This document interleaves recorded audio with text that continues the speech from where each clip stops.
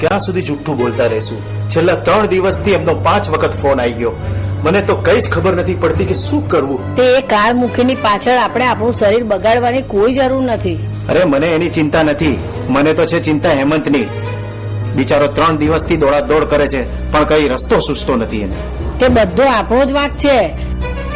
એ તો ના પાડી પાડીને મરી ગયો. આપણે ન માન્યા તે ન જ માન્યા અને એના લગ્ન કરાવી દીધા. અરે લગ્ન કરાવી દીધા એમાં શું થઈ ગયું? પણ એનો રસ્તો પણ કરી આપ્યો ને આપણે. મને લાગે છે કે આપણે ઉલમાંથી ચૂલમાં ના પડીએ તો સારું. એનો મિત્ર દિવ્યરાજ વકીલ છે ને, એ જરૂર કોઈ રસ્તો નીકાળશે.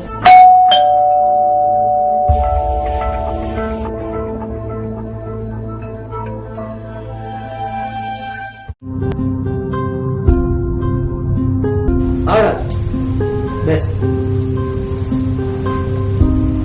મમ્મી, અમારો ફ્રેન્ડ છે દિવ્યરાજ ચૌહાણ. અમે સ્કૂલ અને કોલેજમાં જોડે જ ભણતા હતા અને અત્યારે એક સારો એવો વકીલ છે. જય શ્રી કૃષ્ણ. જય શ્રી કૃષ્ણ. હેમંત જોડે તારી વાત તો થઈ હશે, તો એમાં તારું શું કેવું છે? જુઓ અંકલ, હેમંત અને હું સવારથી આ ડિસ્કસ કરતા હતા. એ મારો મિત્ર છે અને હવે અસીલ પણ છે, એટલે આઈ હોપ કે એણે મારાથી કંઈ છુપાવ્યું નહીં હોય. એક મિત્ર તરીકે તો એના મેરેજમાં આવ્યો હતો, પરંતુ મારી હાઈકોર્ટમાં પ્રેક્ટિસ ચાલતી હોવાથી અત્યારે અમદાવાદમાં સ્થાયી થયો છું. આ તો હેમંતે મને કાલે ફોન કરીને બોલાવ્યો એટલે જ આવ્યો છું. થેન્ક્સ બેટા, પણ તું અહીં ક્યાં રહે છે? અંકલ, અહીંયા હોટલ સ્ટાર 1 માં રોકાયો છું. અરે દીકરા, તારે હોટલમાં રોકાવાની શી જરૂર? મમ્મી, મેં પણ એને જ કહ્યું. તો કહેવા લાગ્યો કે રાતે અહીં આવતા આવતા ઘણું મોડું થઈ ગયું હતું, તો રાતે હોટલમાં જ રોકાઈ ગયો. બેટા, હું તને હોટલમાં રોકાવા નહીં દઉં. હું હમણાં જ ડ્રાઈવરને મોકલીને તારો સામાન મંગાવી દઉં છું. એ જેમ તમને ઠીક લાગે અંકલ, પણ અત્યારે આપણે મૂળ વાત પર આવીએ.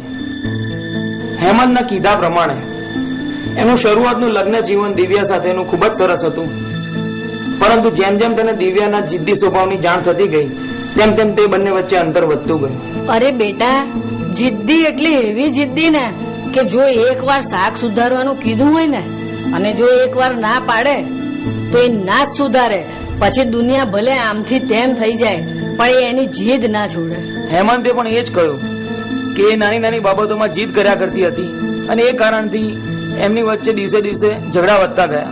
અને ઘણી વાર તો એવું પણ બનતું કે 2-3 કલાક માટે બહાર જતી રહે અને પાછી આવે અને કોઈ એને કંઈ પૂછે તો જવાબ પણ ના આપે. અને ભૂલથી પણ કોઈ પૂછી લે ને કે તું ક્યાં ગઈ હતી તો આખું ઘર માથે લઈ લે અને બસ જેમ ફાવે તેમ બોલે.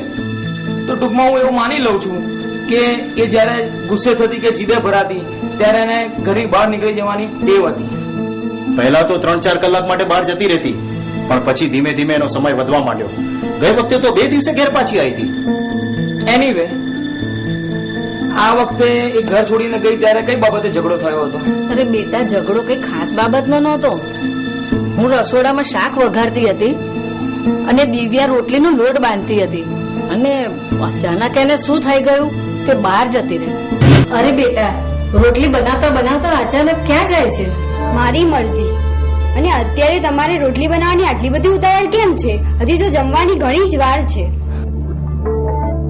બેટા, કોને ફોન કરે છે તું? મારી મમ્મીને. બેટા, અત્યારે ફોન કરવાનો સમય છે? જા, પેલા જઈને રોટલી બનાવ. How der you! તમારે મારી સાથે આવી રીતે બિહેવ કરવાની હિંમત કેવી રીતે થઈ? બેટા, મોટા સામે ના બોલાય. તો તમને મારી મમ્મી સાથે ફોન ના કરવા દેતા શરમ ના આવી? તો બેટા, રોટલી કોણ બનાવશે? આજે રોટલી જેને બનાવી હોય તે બનાવે, પણ આજે આ દિવ્યા રોટલી નહીં જ બનાવે. સમજ્યા?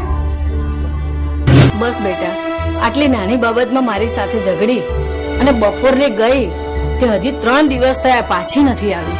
હેમંત, પ્રશાંત અંકલ, તમે ખોટું ના લગાડતા, પણ એ ગઈને એના 24 કલાકમાં તમારે પોલીસ કેસ રજીસ્ટર કરાવવા જેવો હતો. બેટા, અમને શી ખબર કે પાછી નહીં આવે, એટલે મેં વિચાર્યું કે ખોટો પોલીસ કેસ કરીને આબરૂના ધજાગરા કરવા એના કરતા થોડી રાહ જોવી સારી. આમ તો પોલીસને સમજાવવામાં કઈ તકલીફ નહીં પડે. તો રાજ, હવે આપણે શું કરીશું? સૌથી પહેલા તો પોલીસ કેસ કરવો પડશે. તો ચાલો પોલીસ સ્ટેશન. તમારે આ પણ નહીં જોવાનું. ચાલો.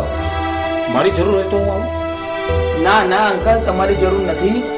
પણ હા, દિવ્યાના ઘરે ફોન કરીને ચોક્કસ માહિતી પહોંચાડી દેજો, કેમ કે એ જરૂરી છે.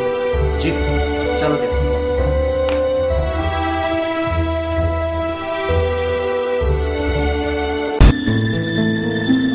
હા તો દિવ્યરાજ, તમારે વ્યક્તિ ગુમ થઈ તેના 24 કલાકમાં એફઆઈઆર નોંધાવી દેવા જેવી. મેં કહ્યું ને સર કે દિવ્યા આવી રીતે ઘણીવાર ઘરેથી જતી રહેતી હતી અને પછી પાછી પણ આવતી રહેતી હતી. એટલે આ વખતે ઘરના લોકોએ રાહ જોવાનું નક્કી કર્યું. પણ આજે એ વાતને 4 દિવસ થઈ ગયા, હજુ એ ઘેર નથી આવી. તમારી પાસે તેમનો કોઈ ફોટોગ્રાફ છે? જી સર.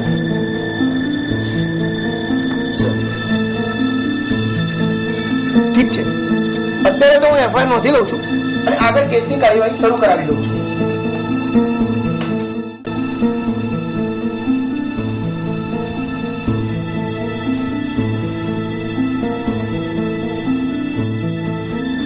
હજુ દિવ્યાનો ફોન ના આવ્યો.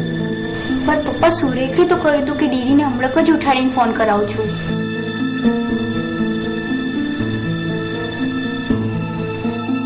મને દાળમાં કંઈક કાવું લાગે છે. પપ્પા તમે કહો તો હું જઈને દીદીને લઈ આવું? ના, એક દિવસ રાહ જોઈએ, નહીતર પછી કંઈક કરીશું.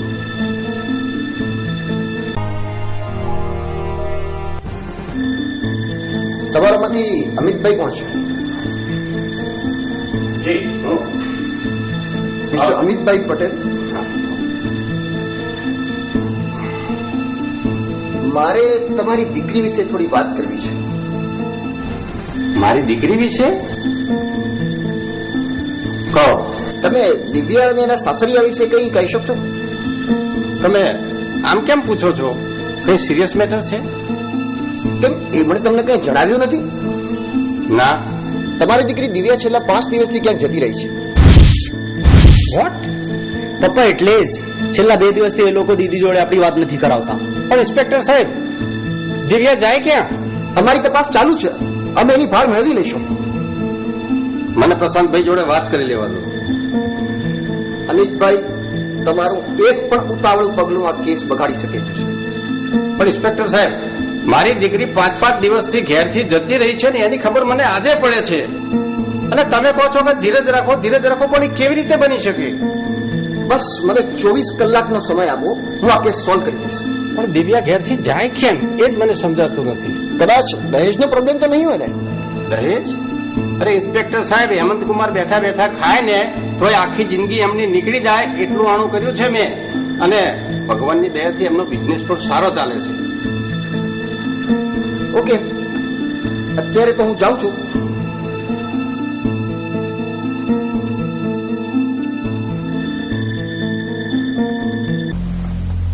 પ્રશાંતભાઈ, મારે તમારા ઘરની તલાશી લેવી પડશે.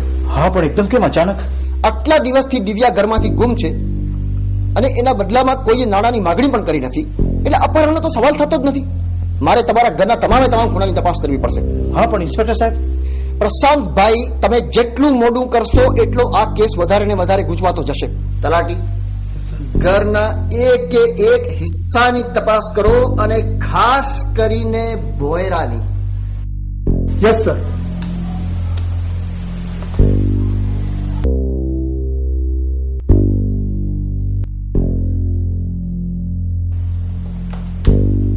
સર, ભોયરામાં દિવ્યાની લાશ છે સર. પ્રશાંતભાઈ, તમારી ચાલબાજીનો હવે અંત આવી ગયો છે. કહો, કોણે કરી દિવ્યાની હત્યા તમારા બે માંથી? સર, અમે થોડા લાલચુ બની ગયા હતા અને તે દિવસે દિવ્યા, તને ભાન છે જમીન કેટલા કરોડની છે? કરોડની હોય કે અબજની મને કોઈ ફરક પડતો નથી. હું આ જમીન મારા નાના ભાઈ બહેનને આપી દેવાની છું. દિવ્યા, તારી કોઈ પણ જીત નહીં ચલાવી લેવામાં આવે. એ જમીન 40 કરોડની છે. મારો ફેસલો નહીં બદલાય. તમારે જે કરવું હોય તે કરો. જ્યારથી નાણાં મારી જિંદગીમાં આવી છે ને, મારી તો ફમાતી બેઠી છે. મોં સંભાળીને વાત કરો. બોલતા તો મને પણ આવડે છે. અને શું જમીન જમીન કરી રહ્યા છો? આ ઘરમાં શી વાતની ખોટ છે? તો મારા પપ્પાની જમીનના પાછળ પડ્યા છો. હા, એમ નહીં માને.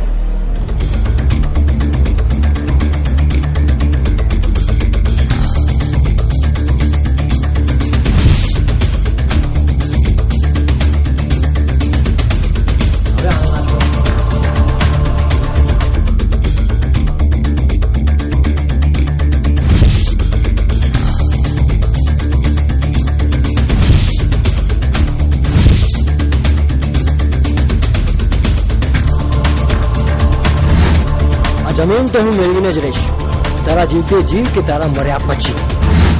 અને આમ મેં એની હત્યા કરી. તમને ક્યાં નાણાંની ખોટ છે કે તમે આવડો મોટો ગુનો કર્યો? તલાટી, ગિરફ્તાર કરો અમને.